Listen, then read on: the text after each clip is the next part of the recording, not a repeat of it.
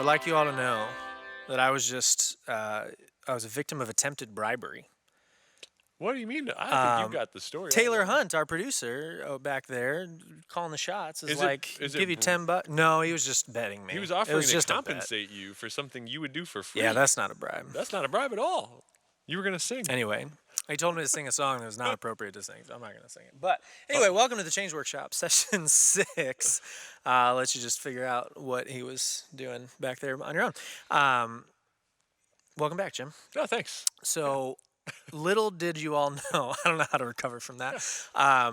Did you know that not only will you find all the things that you need to find at missionmentor.com/change workshop, as always, all the notes are up there. We got a few links that we'll talk about throughout. Everything's there.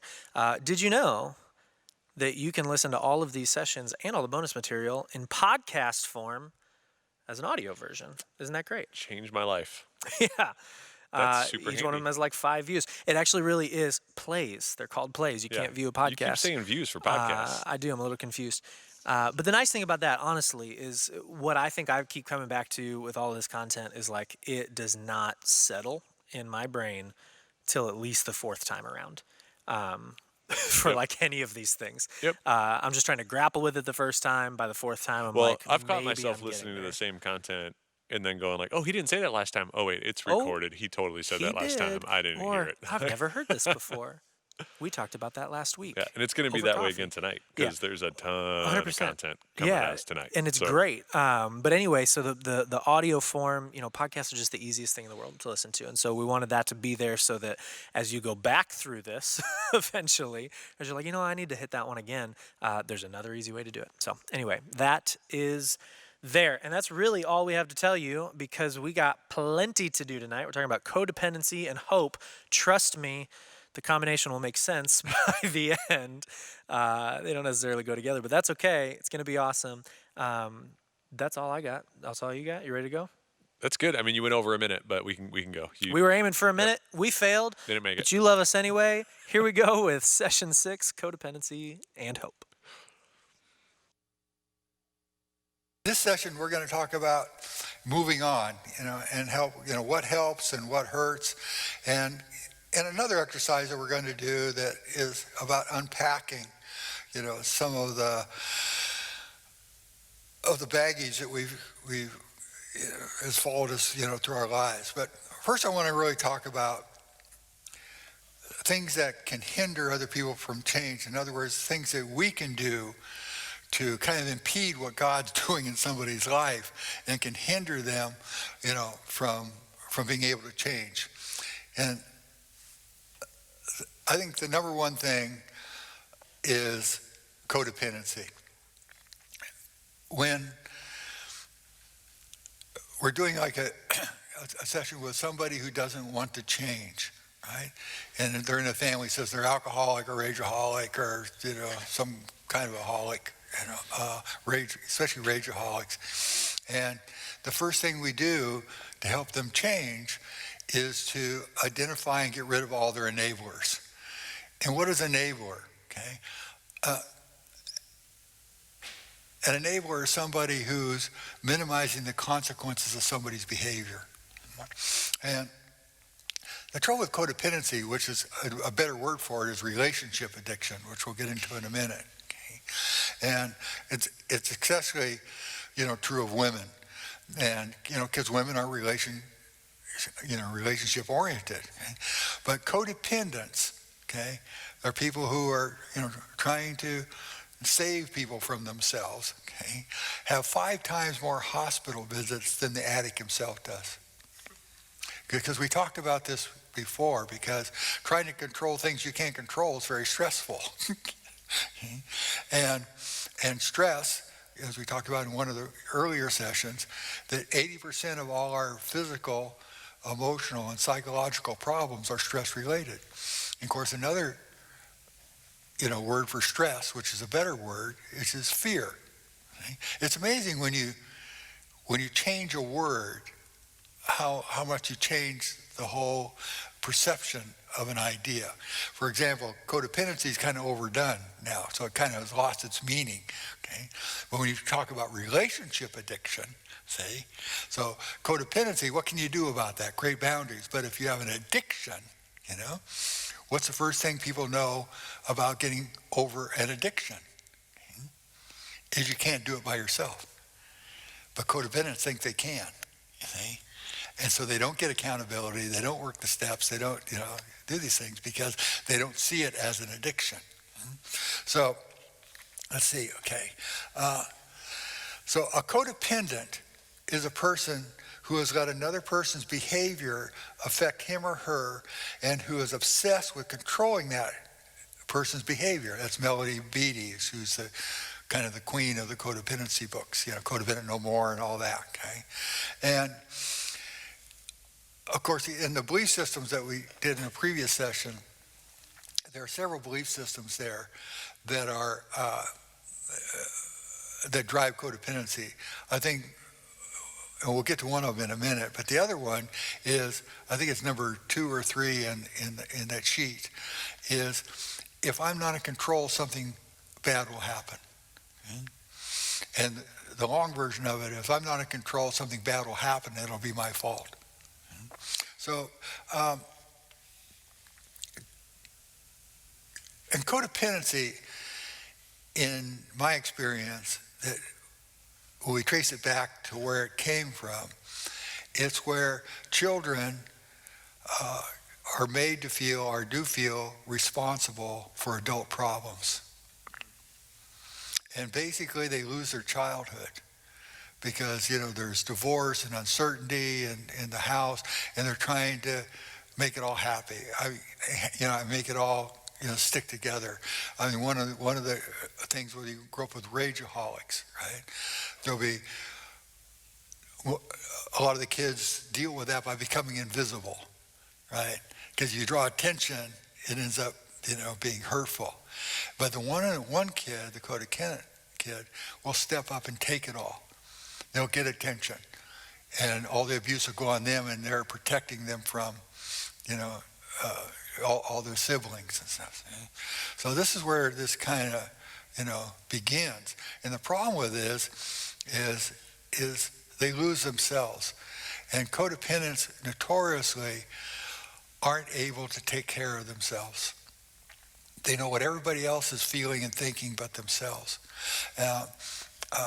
Let me see if I have a thing here, okay? Here's another quote.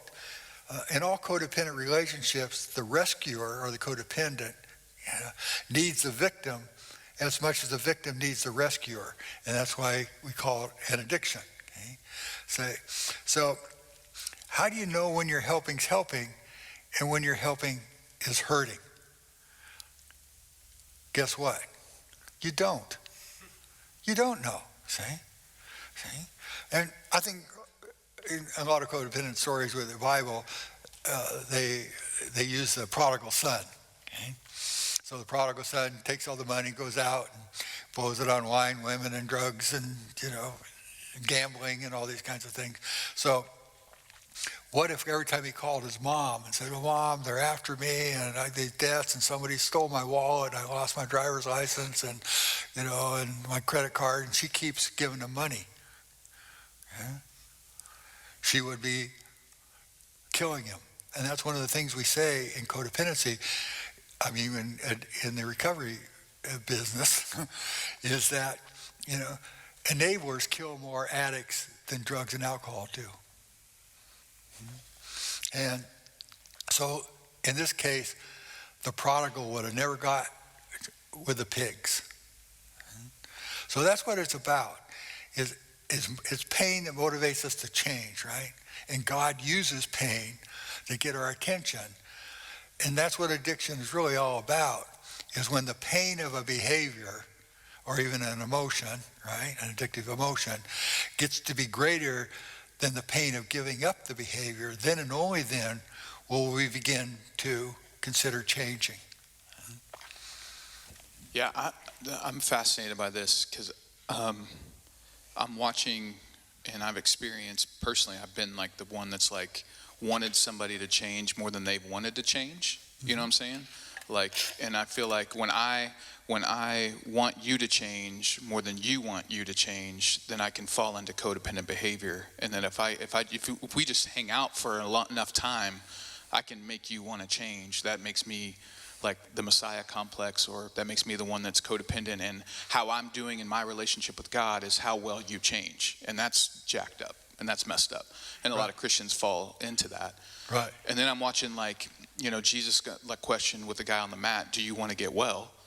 He was like, I think that's like when they've got the person what we're trying to serve, or the addict in our life, or the broken person in our life. Right. We're all broken, but that we're trying to help. Well, it's more like, if they don't want to get well, but we want them to get well, then it's not going to, this is then not. why don't they want to get well? That's stupid. Right. You know? But we talked about everybody, you know, has an addiction. You know, when you're doing something you know is not good for you, like anxiety, which codependency creates a lot of it, right? That why don't you just stop it? Okay? So codependency is no different than any other addiction. But the trouble with it is codependents seem to be some of the sweetest, nice people we know. Right. You know what I mean? 100%. You know?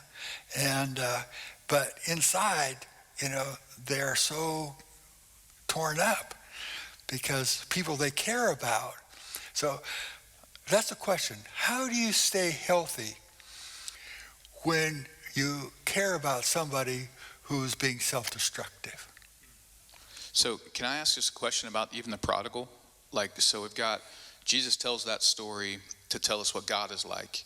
Mm-hmm. So that father allows his son, he funds the rebellion on some level, which I would counsel parents not to fund the rebellion. That's codependency. But Jesus tells a story that God, the father, funds the rebellion, gives the kid what he wants, but doesn't rescue him from the consequences of what he wants. Right. And then is ready for when he comes home. Right. And so but he does fund the rebellion. So help me with I know he's not codependent. I know the father's not codependent in that story, but help me with that.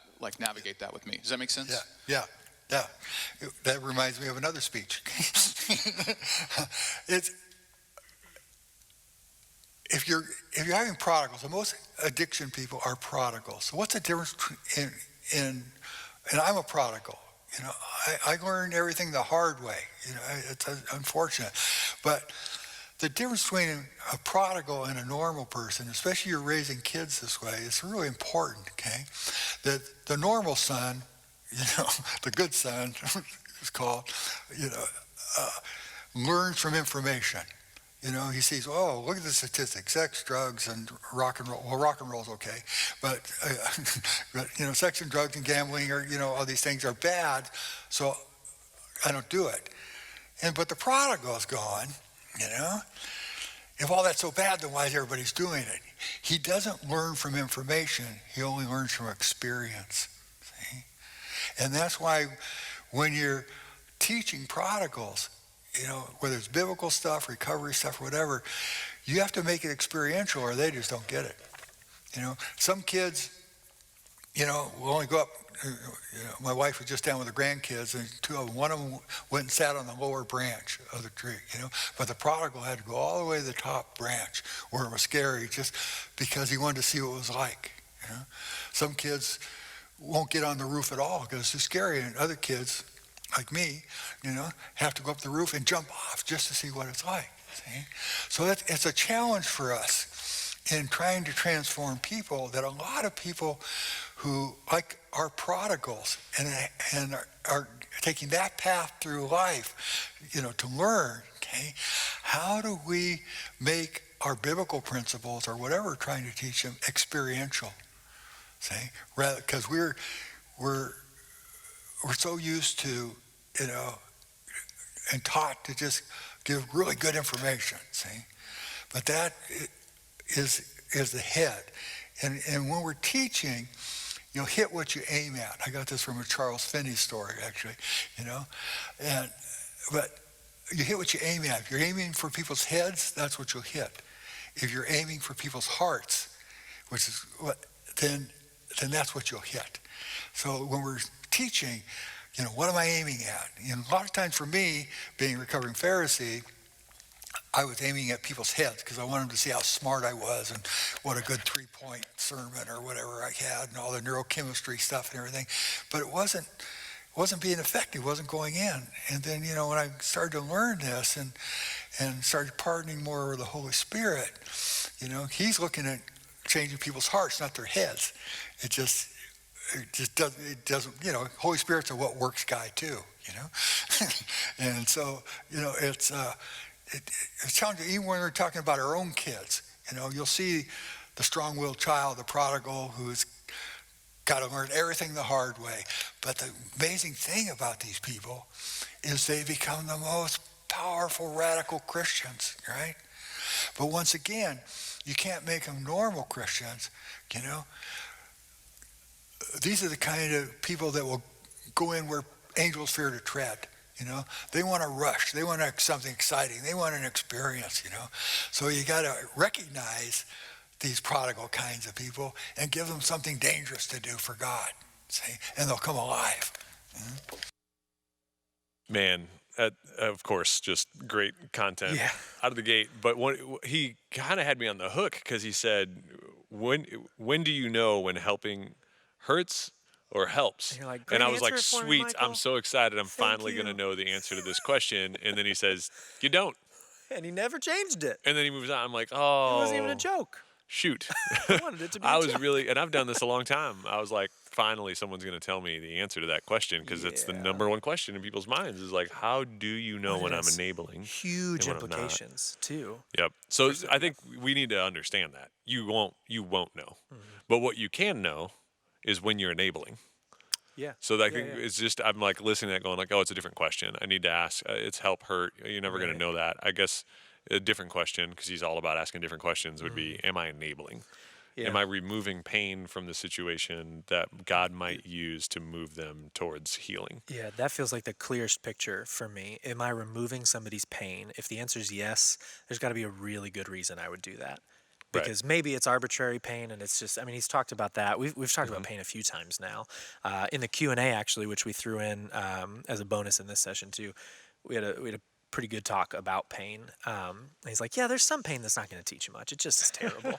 But most of it, it's there for something, and there's some good. And so if you're removing pain, you got to have a good reason why, and it's probably Well, not and a gonna lot of it, help. he's going to, in this next section, Interesting. he's going to jump into the motive, I think, which is the answer to that. So when you go like, what is my motive for wanting to help in this situation? He's going to unpack a lot of that. The other thing he said at the end there was the prodigal learns from experience, the older brother learns from information.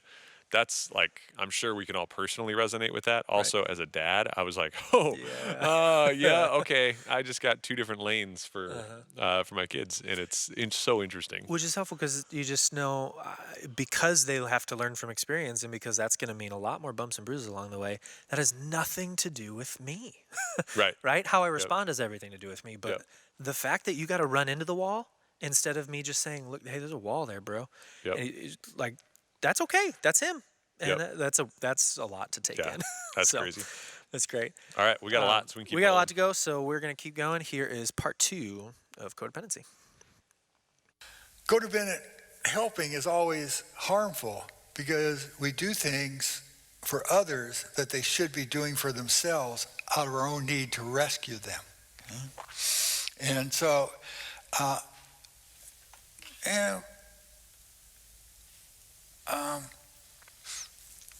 my wife runs Al-Anon meetings, and I highly recommend this for anybody who's trying to stay healthy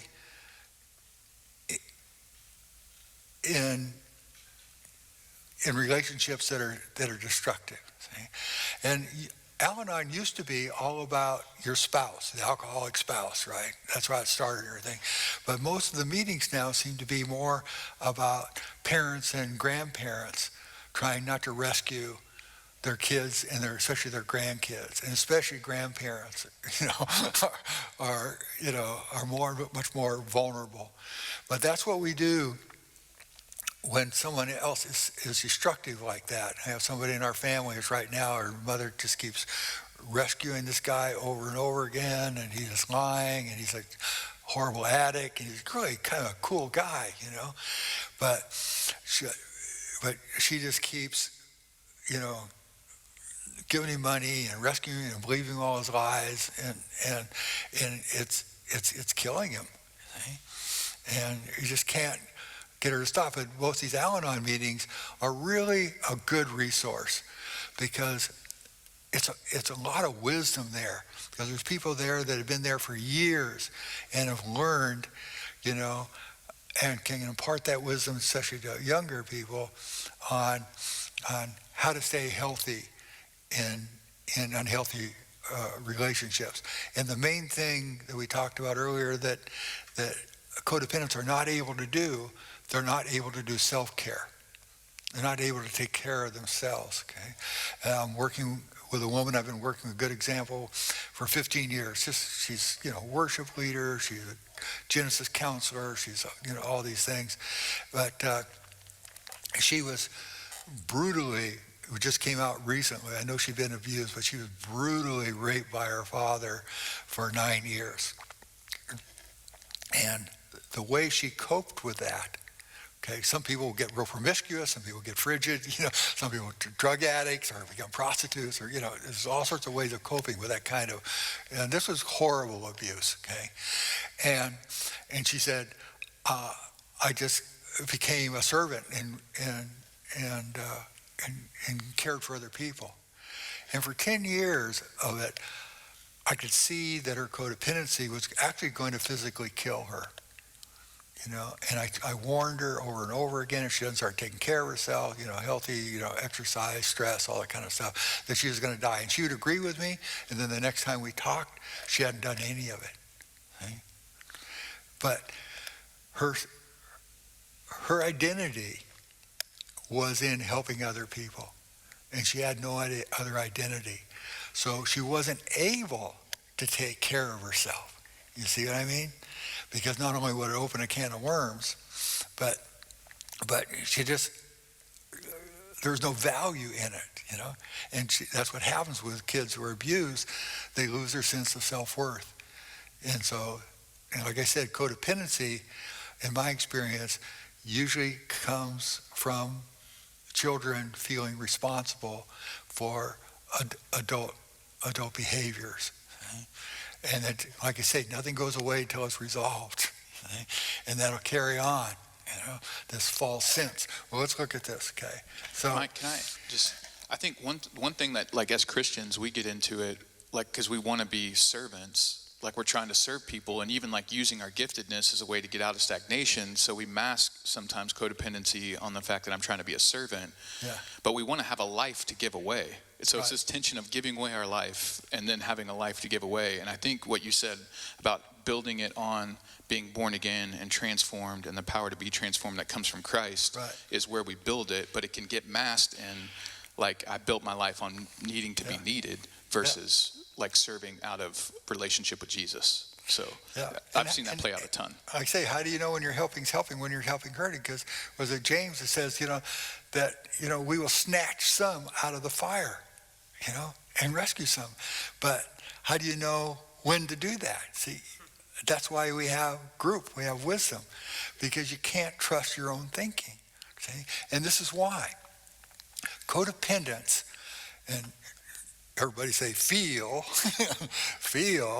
responsible for other people's feelings, problems, and behaviors. That's what drives codependency. So what feelings are those?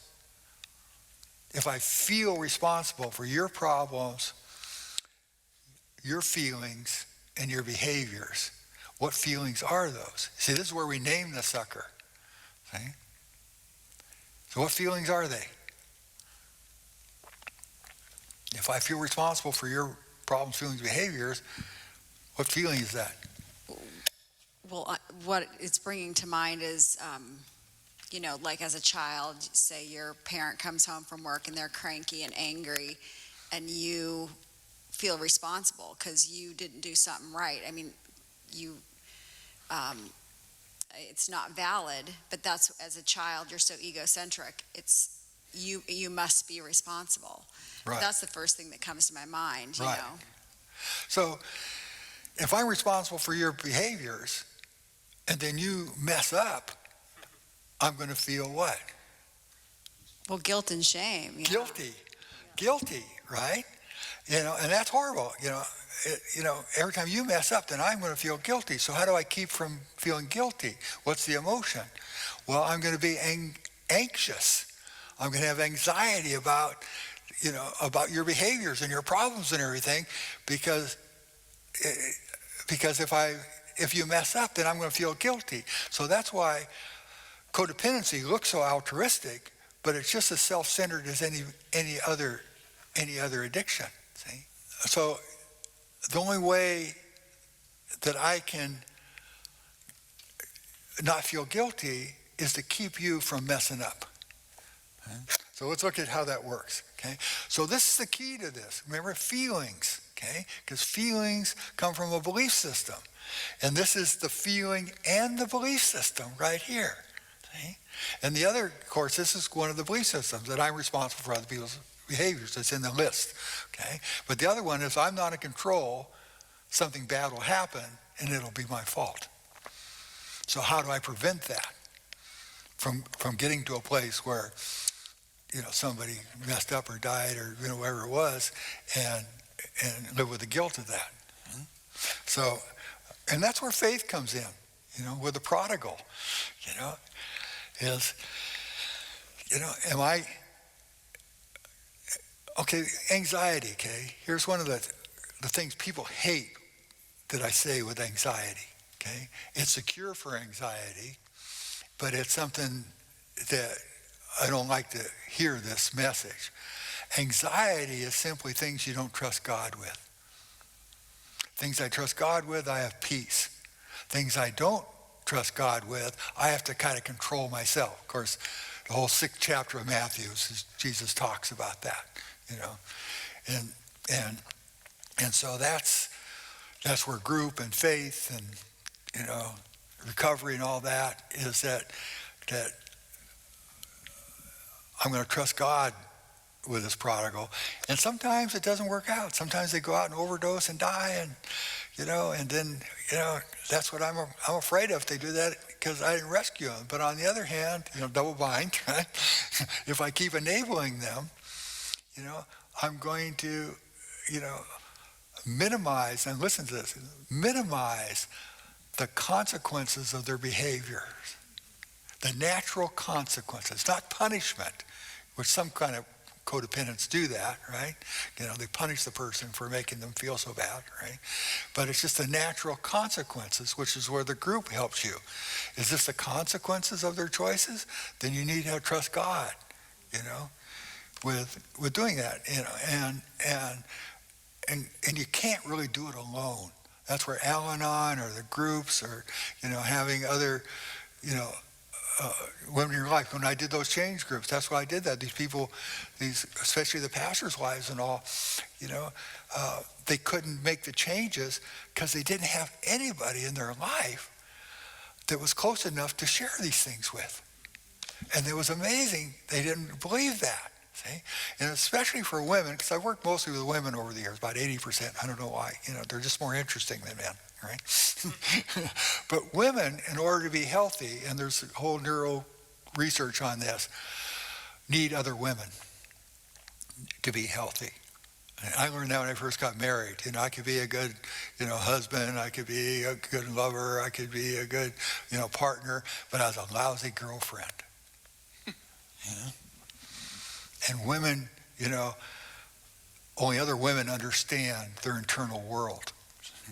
So that's why the groups are so, making relationships that last. That you go through these processes, and then people know how screwed up you are, and you know how screwed up they are, without judgment and acceptance, right? And then you have these relationships. It's a few people really know you, say, and can help you navigate through life by, your Christian values, and check out your thinking and all with, okay? I'm going to just make sure that we heard. I'm not saying anything other than what you just said, but if you didn't catch it, the cure for anxiety is going down the rabbit hole of what are the things that I don't trust God with that are causing anxiety. Right. Like that will take you a lifetime. Like Sure. literally, like that's the journey. And then having the accountability and support and not being able to do it alone with Right. a few trusted people that know all your stuff and like you anyway and Yeah. are holding you towards like, where is it that you're not trusting God? Yeah. Like that's causing that, man, that is gold. Well, the thing about that is it's also overwhelming, you know? And it's like a mountain of anxiety, behaviors, and things like that, you know? And so when I'm working with people, I say, okay, you got this mountain, you know, and it seems overwhelming. But today, we can take one shovel or one wheelbarrow, and that's doable. You see, rather than trying to solve all the problems, let's take one, and that's doable, you see, okay? I think there's a reason we call it a journey, because it's a marathon, and it's baby steps. And even when you're talking about, getting into these safe relationships, you're like, how do I find those? If your track record is in your brokenness, seeking, other codependents, or, Yeah. you're not, if your track record's not good for picking good people, how do you find those safe people? Well, the Genesis process for change groups, is gender specific. It does not work cross-gender at all, okay? And that's the goal of it, is you make these relationships that last. And you don't have to, spill your whole life. Each process you can answer, with how much vulnerability you want, and just let the process work. But that's the goal, is that you would make these relationships where people really know you, right? And these relationships will be relationships that last. And that's the goal at the end of the Genesis, groups, right? Is that you would meet once a week or every couple of weeks and just say, what are you struggling with this week, And why are you struggling with it? Where are you on the faster scale, which is something we haven't done, but, it's a way of measuring your way to relapse. And then what can we do to support you and keep you accountable to get back up in recovery? Right? It's real simple. And you have all the tools. There's troubleshooter's guide. Which if you have codependency, you look at process 4, and so that's what Genesis is. It's a bag of tools. And once you have these tools, which tool to bring out for which situation. It's just life skills. But once again, I don't care how good the tools you are, you can't know when and how to use them alone. And I keep, it sounds like a, repetitive, but it's just one of those truisms of life and God. We're just not designed to do life alone. It's about relationship with Him and others. And in that, letting the Holy Spirit, once again, we talk about being born again, working through others, and in order to, what we talked about in the very first session, is the recovery is to become a human being again.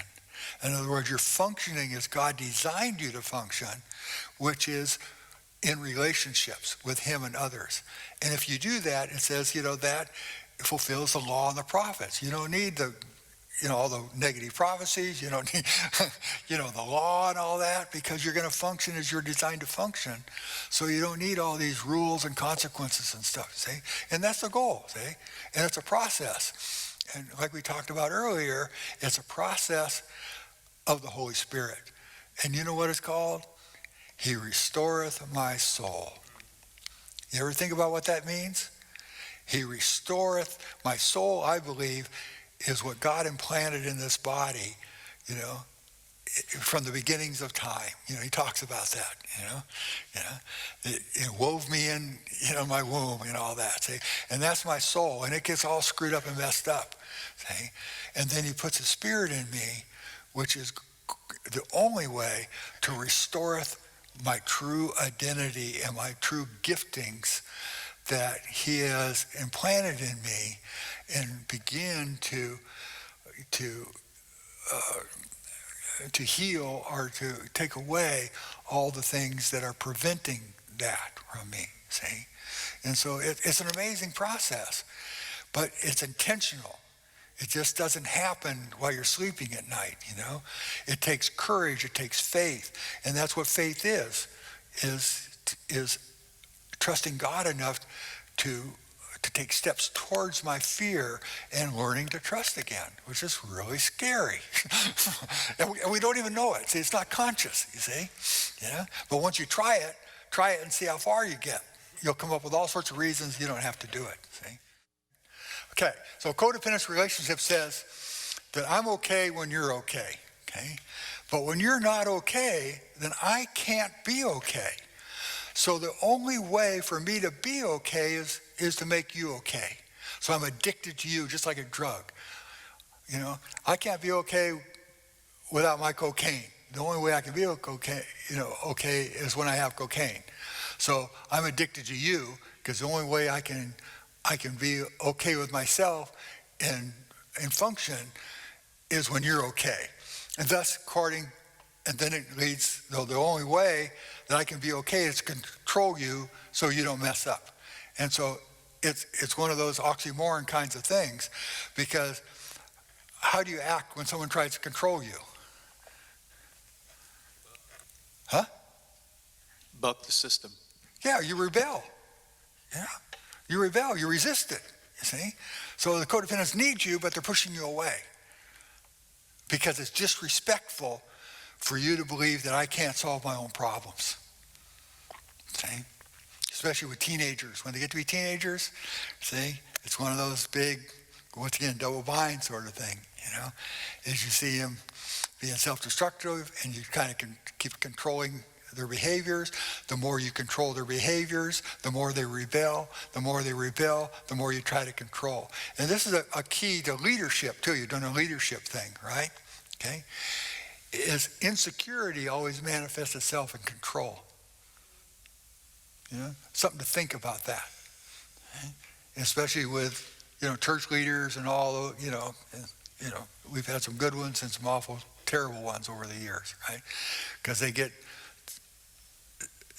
insecure and they try to control everybody and everything out of their insecurity, and the more you try to control them, the more they rebel, and the more they rebel, the more insecure I am. And we do this with our teenagers, it's a dance we do. And so there's some place where you have to, within reason, allow them to make mistakes and learn from their mistakes. Okay? And sometimes that's really hard to do. But if they're prodigals, you're retarding their progress in life. Okay? And so, so let's keep going. We're okay? Keep going? So codependency is really important because it can sabotage what God is doing in somebody's life. Okay? And you cannot not rescue them out of your own fear and guilt. For example, you have a family member who's codependent with a kid, and they grew up in a pretty dysfunctional atmosphere. So she feels extremely guilty. And you know why she feels guilty? Because she is guilty. See? Because she's alcoholic and she did, the kids were all messed up and all this kind of stuff. So it's not just false guilt. There can be real guilt. I really am. We got divorced and I didn't pay attention to the kids. Or the favorite thing to do now is just, I let electronics raise them. And that was their best babysitter. Put them in front of some kind of game or screen or something. And now they're all messed up. But still, in Genesis we say, and this is part of the accountability thing, is you don't make decisions based on fear or guilt. So is this decision that you're making about them based on fear or guilt? It's probably not a good decision.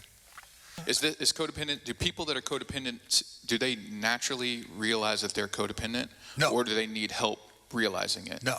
Okay. Oh, yeah, no. Once they realize it, they still are powerless.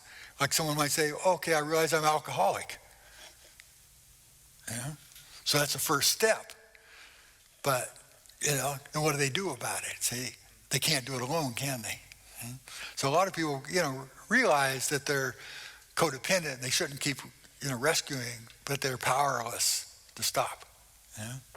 It's like, 12 step, I believe there's a power greater than myself that can restore me to sanity. And the trouble is, the power greater than yourself communicates that through people. And that's where the whole system breaks down. Okay? A lot of people say, I trust God, but I don't trust people. Well, then you're, like we talked about before, you're actually pushing away the answers to your prayers because he answers those prayers through people. So that's why isolation is so devastating. So if I was somebody sitting and watching, and I'm sitting and engaging with you, but and have a tendency to look at other people's stuff and not my stuff, and I can recognize. So I'm sitting here going, well, I'm not navigating. I'm not saying that I'm not, but somebody may be saying I'm not navigating codependency, but all these people around me are so codependent because they're trying to control me.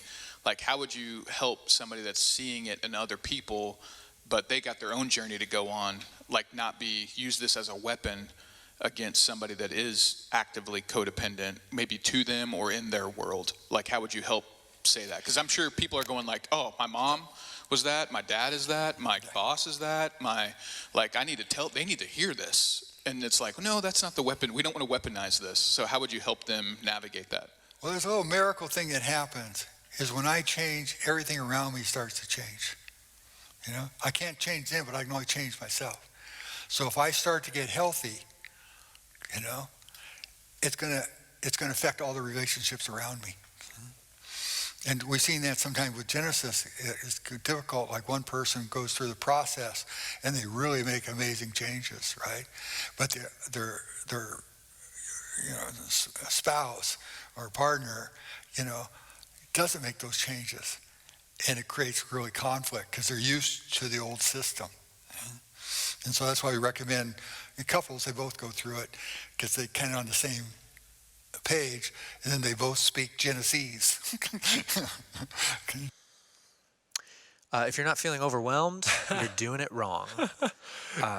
Codependency is a really complex one to understand, because even we were talking about like, how is this, like Right. he even talks about like relational addiction, and even the word addiction, I'm like, well, a lot of addictions like alcohol, gambling, drugs, you go, well, just abstain from it. That would be good That's a good towards start, at sobriety. least, right. But a food addiction, you can't abstain from food. So you still have to be in relationship with it. So just, I want to acknowledge there's a level of complexity Right. to this one that may not be in other areas.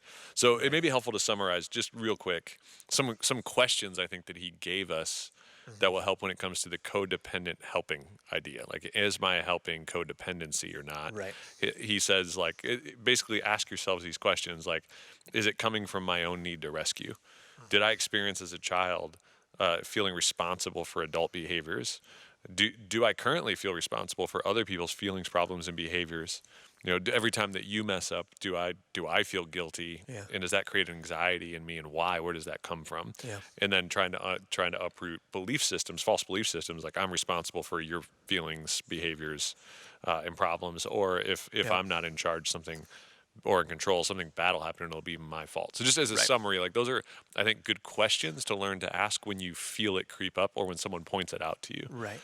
When I think it's helpful to know too that this isn't like an on or off switch. The question isn't, am I codependent or not? Right. The answer is, duh, yes, you are to some extent. Like, there's a level to which we can't just go like, oh, well, I don't have to deal with that one. Well, of course you do. Like, because nobody knows whether or not they're helping in the best way. And so instead of a one and done, oh, I became uncodependent, like that's not going to happen. It's, am I codependent right now the way I'm helping? Am I expecting that? So asking those questions isn't like a, am I codependent or not? It's Right. in this situation, in this relationship, I'm asking these questions and going on that journey and adjusting as I go. And so it feels like a little bit less pressure there. Like, well, am I or not? Well, Yeah. you're never going to answer that in a way that you like. Right. So it's more so, is what I'm doing actually helpful? Right. That's the Yeah, positive and then version of it the only gets question. more complex. A lot of the questions in the chat were around Were great. parenting and Yeah. kids, and it only gets more complex there. And so I think at a high level, I think maybe if we just start to zoom in more granularly, but start at a high level, you first have to acknowledge the stage that your kid's in. Right. Because, yeah, you are responsible For a 1-year-old's Yeah, exactly. entire Right. being. Yeah, we right? just talked about Like, the it's a limbic lot system, different. and like I've Yeah. already gone like, shoot, I've created wounds in my child's limbic system No, by the look seriously. I gave Yeah. him. I didn't even know it. Right. So there is, yeah, we do have to. And when you get to teenage years, like the battle I constantly feel is my role in this to let him feel consequences at this age and stage, because there'll be less Right. than if he repeated this mistake 4 years from now. Right.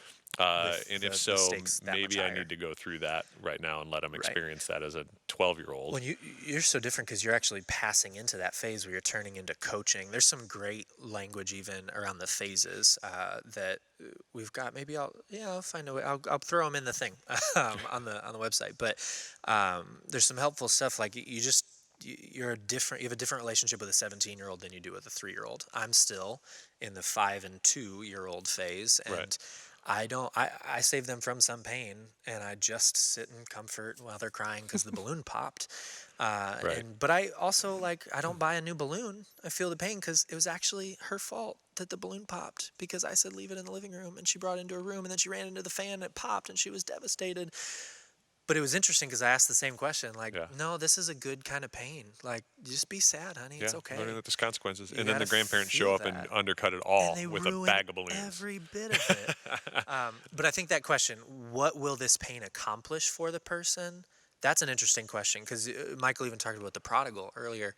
You can't steal that experience with the pigs. If the prodigal didn't have the experience with the pigs, the rock bottom, the rest of the story wouldn't have happened.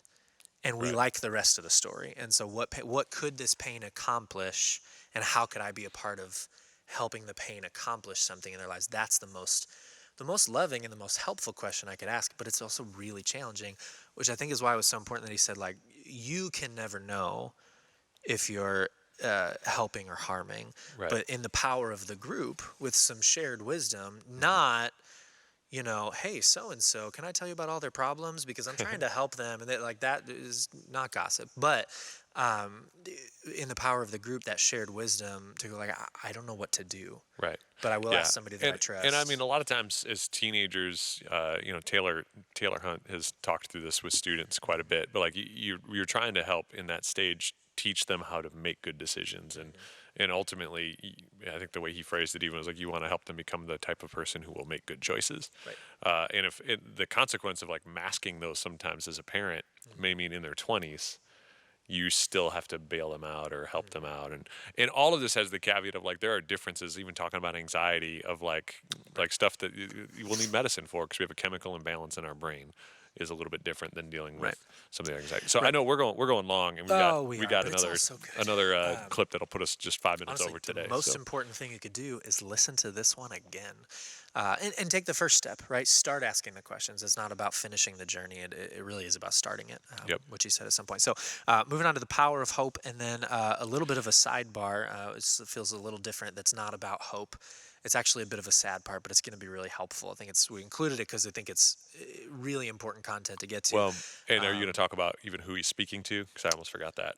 In this section, he's gonna talk about teenagers quite a bit. Oh, yeah. In this section, you can come back to what you're going to say in No, a second. no, But it's I think okay. it may be helpful to not check out, and because you could go, I don't Right. have Oh, there you go. teenagers, or I'm not a teenager. So do the mental work to go, how does this apply to what I experienced growing up, or what I'm thinking through today? Because there's some great content in this next section. It's incredibly helpful, yeah. So, all right, here we go. Power of hope. A little bit about teenagers. Here we go. All right. Okay, so this is another one, okay? Hope. You guys are big on hope, right? Okay. So let me tell you how I came up understanding the power of hope. When I was trying to create Genesis, and I was trying to figure out why people do the very thing they don't want to do, in fact, relapses, right? One thing it kind of stuck in my face was that some of the clients went through similar circumstances, like their wife would divorce them, or somebody would die in their family where they're going to recovery, and they would relapse. And other people would have those same circumstances and not relapse. So I was saying, what do these people have that these people didn't have? The same circumstances. And it was what I call the power of hope. And hope, interesting, the neurobiology of hope is the emotion or the perception, whichever one, of hope raises endorphins in the brain. Okay? I never knew that till recently. Some brain scan things, right? And what does endorphins do? Make you take risks. They make you feel like you can do it. So I looked at this hope not as a verb, but as a noun. It's something you have or you don't have. And when you have it, life is much different than when you don't have it. And so there was an interesting experiment a while back. I kind of hate it because, how they treat rats. But they put rats in a bucket and see how long they would swim before they would drown, right? And it was like 6 to 7 minutes, if I remember right, okay? And they did it with a whole bunch of rats, so they got an average, right, 6, 7 minutes. Then they took some of the rats that just before they were going to drown, they pulled them out, dried them off, and gave them something to eat, okay? And when they put those same rats back in the bucket, they went for an average of 28 minutes because they had hope. Okay? They had hope, real hope. So there's two kinds of hope. There's kind of hope that it doesn't rain today. I hope nothing bad's going to happen. I hope I don't get cancer, I hope the COVID thing gets over, see? But that's just hope on hope. But there's this other kind of hope that's based on reality. It's when you look at your circumstances you have today, and if you're changing and making progress, and you say, yeah, I'm having a bad day today, but, if I continue the progress I'm making now and taking risk and changing, then 6 months from now, things are going to be better. Okay? So I have real hope, and that's what got the clients through the day, because they're changing. Okay? And then, but if you're stagnant today, we talked about spiritual stagnation, or you're depressed and you're not making any goals, you're not having any progress, no meaning, value, or purpose in your life, right? And you project that into the future 6 months from now, what looks back at you? Hopeless despair. And this is where the brain, the limbic system, the survival brain, starts to look at ways to alleviate this feeling of hopeless despair, because you can't try, and it can't think of something, like drugs or sex or something like that. It creates a craving or an ideation for suicide. And that's what suicide is it says, if the way I'm feeling today is never going to change, I don't want to be here anymore. Okay? They have no hope. So hope is powerful, okay? Now, this is something that's really bothers me, okay, is the hospital visits for teenagers, mostly girls, right, doing self-harm, cutting themselves, okay, ages 15 to 19-year-old is up 62% in the last 11 years, okay, and suicide, the same group, is up 70% in the last 11 years. Preteens, okay, preteens, which are the first social media generation coming up, right, okay, with this stuff, okay, self-harm is up 187%, okay, and suicide is up, with preteens, suicide is up 151%, okay, and what everything points to that's causing this is social media. Now, there's a documentary out now I want to recommend to everybody out there because it's so important you watch this. It's called The Social Dilemma on Netflix. And it shows, and you should watch it as a family if the kids are old enough to watch it, because it just is showing you the intentional impact for manipulating your emotions and your brains and your cravings, that's intentional on everything you watch on the internet. Okay? And it is so addicting. Gaming, brings in more money than all the Hollywood movies and HBO and all that combined. And it's so addicting, and it's intentionally addicting to raise and lower dopamine in your brain like a slot machine. That's what they base it on. See? So watch this video, get some information about this. Don't let social media and electronics and TV be your babysitter. Okay? Because these statistics are awful. And I don't know how many youth pastors I've talked to in the past.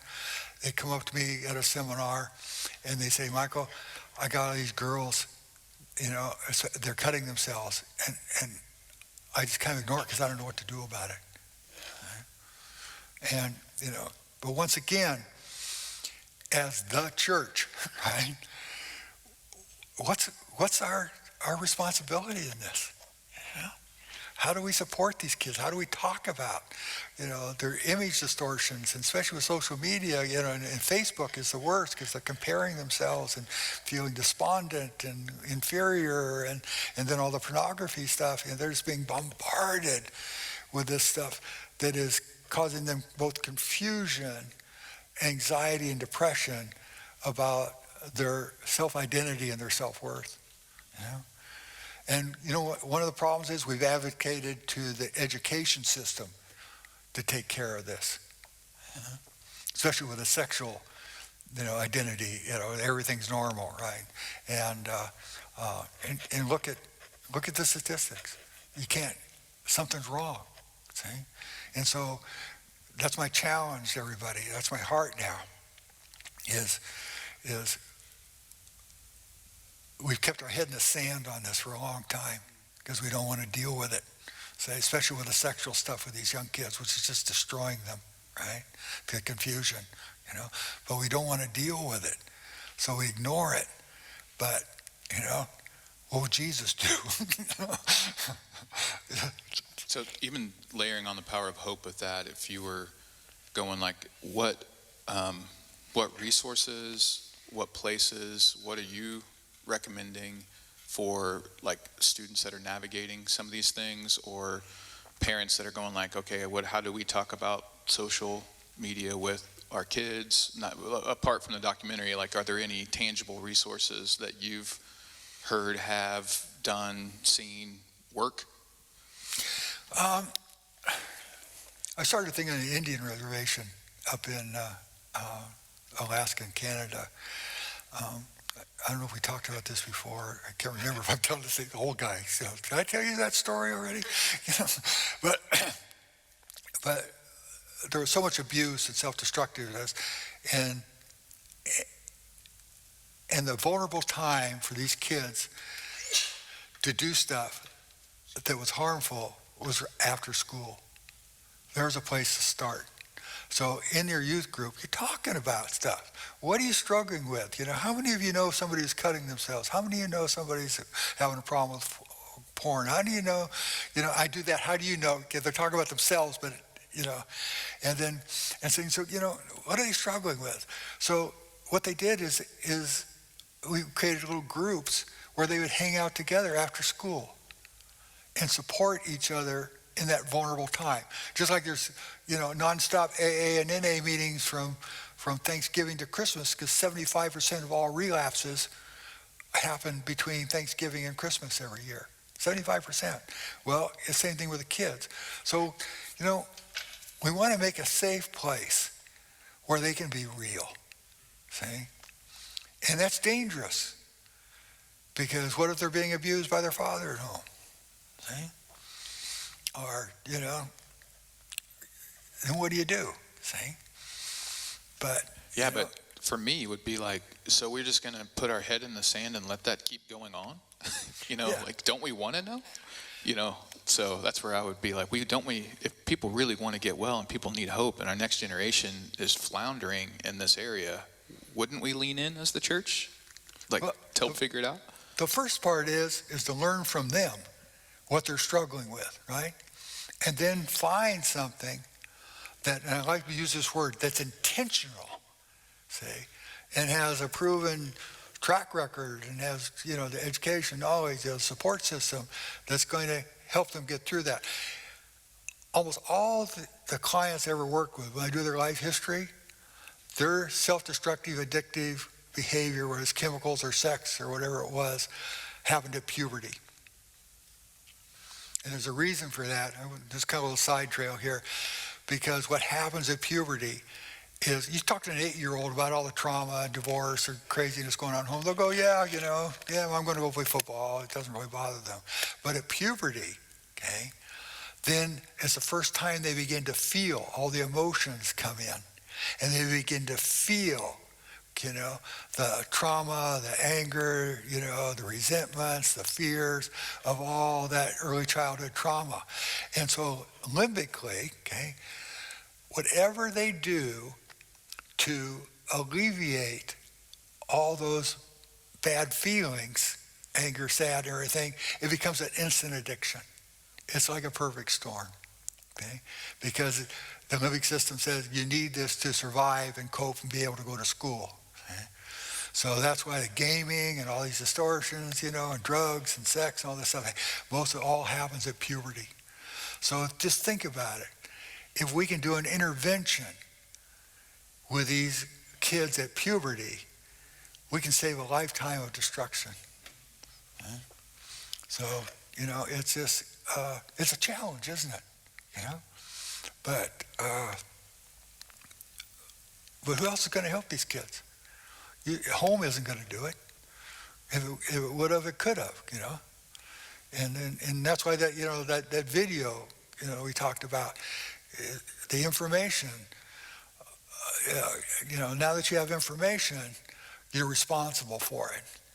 And so, using electronics of all kinds to babysit your kids, okay? Because they're happy there and they're quiet and they're, on these things, okay? But, you're teaching them things about self-gratification and not any isolation and all these things that are really intentionally screwing up their brain, and probably for life. Okay?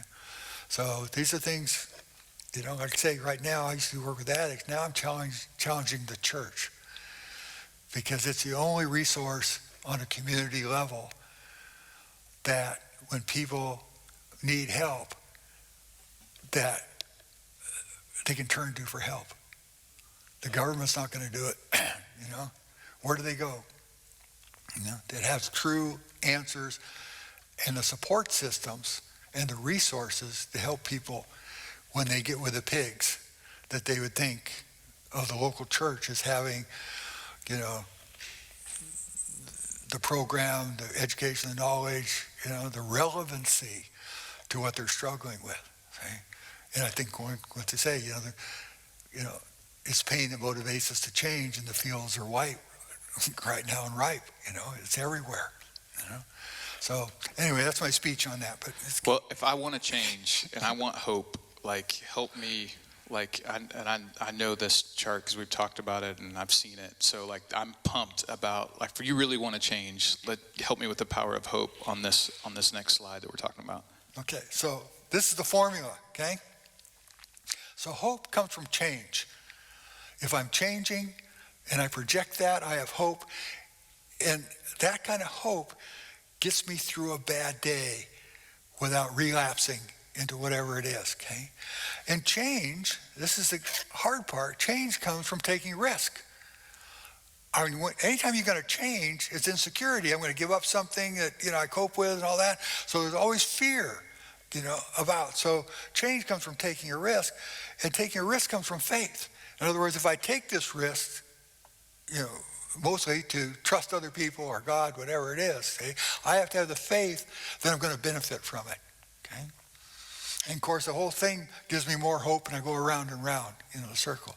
So when I work this as a tool with clients, they say, hey, I say, hey, you changing today? Oh, yeah, man, I'm good, I'm going to meetings and or whatever it is. I say, okay, well, articulate to me what risk you're taking. Because if you're changing, you're taking a risk. And remember we talked about recovery? Okay? Is that identifying your fears and moving towards them with accountability and support.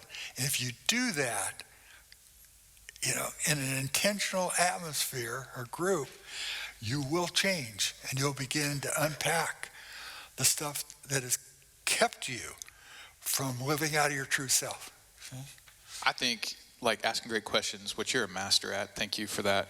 But like learning that, and instead of how are you doing, but like what risk are you taking? That's a great question to ask among friends and trusted people and groups. Like, so just throwing that out there. And first, get out of the surface, and then what risks are you taking? That's a money one. And see, most of the questions I ask, I already know the answer to, but me telling them the answer doesn't work. So if I ask you what risk you're taking, the right answer is going to be, who are you trusting? Who are you giving up control to? Because if they're not doing that, that the bottom line of recovery is the process of learning to trust again. And that's what restoreth my soul. See? I love that, the whole idea of that. And right after that, what does he say? He leads me into the paths of righteousness for his name's sake. So he restoreth my soul. Then he guides me into a path of growth and freedom. Even though I go in the shadow of death, I'm not going to fear because I don't have to do it alone. And it's not real death. It's the shadow of death. It just feels like real death. And no way I'm going to go there, alone. Okay? Yeah. So I think it's really interesting. This seems to be such a theme and such a thing, like one of the most important themes that I've kept coming back to personally in conversations with other people, but also just myself. It seems like so much of the good part of my life and the version of me that I want is on the other side of all the things I'm trying to avoid. Discomfort, boredom, pain, grief, sadness, all of those things, right? Ambiguity, all of those things are like, those are what, if I'm willing to sit in them, those are what forge me into a resilient person, a joyful person, a patient person, also an impactful person. I think about, that's not just personal. That's like, if I'm pain averse and I refuse it, I'm never going to be there for the student that's just dying right now. Like, I won't run toward somebody else's pain. So I'm like, I can't take any of that. I got plenty of pain of my own. I'm trying to avoid that stuff. Like, well, there goes all the meaning in my life too. Yep. And so much of this is how willing am I to wade into my own uncomfortable feelings and others as well. Yeah, and I think I saw a comment there from Rebecca, and it's totally true. Like for several of us, like showing up to this workshop's that risk. Yeah, like yeah. It's it's the decision to go. No, I want to know what I don't know, so I'm gonna lean in and I'm gonna do some introspective work. And I've talked to several people who are doing the work, and it is risky and it is hard and it's painful. But on the other side of that, to your point, is breakthrough. And so I love the questions even that he posed at the end there, and I think they're even good for us to ponder this week. Like what risk are you taking? Who are you trusting?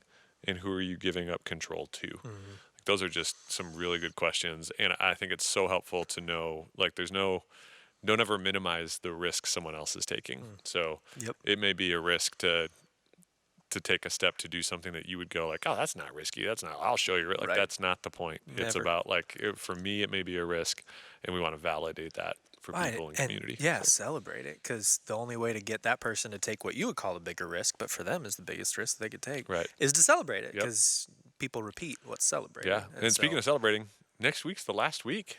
Woo! So, which may feel like a celebration, and may feel like a starting line. Oh no! I know, it's like the finish line just became a starting line. Yeah. So next week, session 7, special bonus session that we didn't tell you about when you started this thing. We're gonna be hitting 2 really important things, and it's it's grieving and forgiveness. And we're gonna do a super powerful exercise, and there are tears again. I'll just give you that. So it's gonna be awesome. It's gonna be a great way to finish. We'll also talk a little bit about sort of what comes next after the workshop, and kind of what you can do to prepare for that. You got anything else? I'm good. No, that's great, man. Keep doing the work. I'm just so Yep. impressed having the chance to talk to people that are like listening, doing the exercises, doing the work, and it is that cycle, man. There's real change happening because people are taking risks and their faith is growing and hope's emerging. So Love it. keep leaning in. See you next time.